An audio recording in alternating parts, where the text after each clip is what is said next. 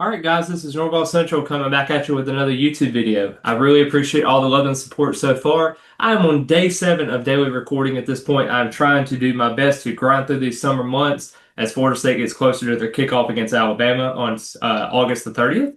So I'm super excited to see what's going to happen in recruiting. We all know though, high school recruiting is definitely a doable game with a lot of coaches now. A lot of changes happen, a lot of decisions happen, and stuff like that. So Florida State's going to be hosting a lot of official visitors coming up this upcoming weekend on June the 20th.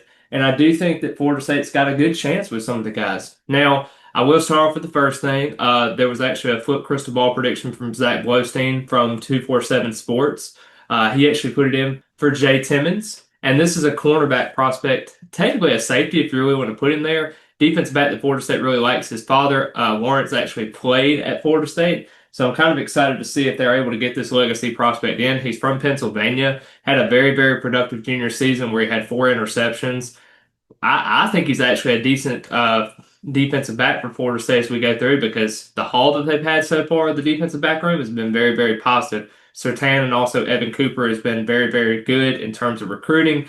So I really think that I like where Florida State stands with him, as long as you can also get Chucky Keenan as well.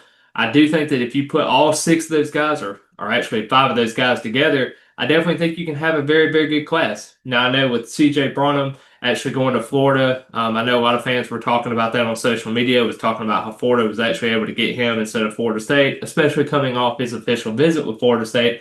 I think that could soften the load a little bit in terms of just what CJ could have brought to Florida State and how he could have been utilized in that prospect because make no excuse about it. You know, you missed on a top 100 prospect, so you're just trying to find ways to have more talented DBs in that class. I like that they're expanding the board in that direction, and I definitely like where Florida State's going with that. Then you got another guy, Jaden O'Neal. Last night he actually decommitted, a 4-star quarterback from Oklahoma, and now it looks like he might be turning to the Seminoles. It may be just a matter of time before he actually announces his commitment at this point to Florida State. Super excited to see where that development goes.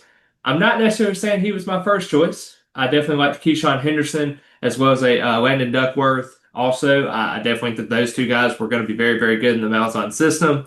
But I do like what Jaden O'Neal brings to the table. He's got a strong arm. He can run a little bit, but I just wonder how he's going to be compared. I see a lot of people on social media as well as some other media sites as well talking about he could be like a Jared Stidham like it was at Auburn. I know Stidham didn't have the greatest career at Auburn, but I just wonder how that's going to factor into what Gus Malzahn's going to bring in the system here, and can he be able to run enough and be able to be respectable enough to utilize his legs to kind of open up that passing game? I wonder what's going to happen there. So just kind of figuring out with the recruiting developments that Florida State's has so far, I wonder if bringing in a quarterback prospect can finally get you some dynamic wide receivers.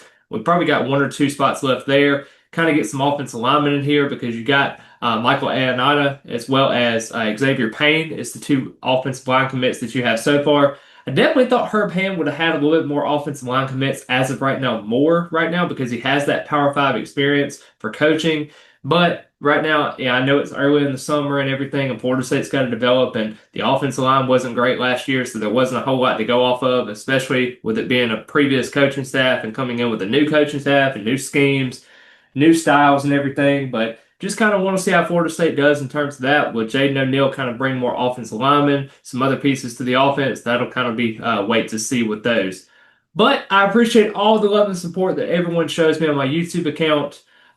Be sure to hit the subscribe button, hit the like button, share it with other Florida State fans, and I'll see you next time. And as always, go Noles!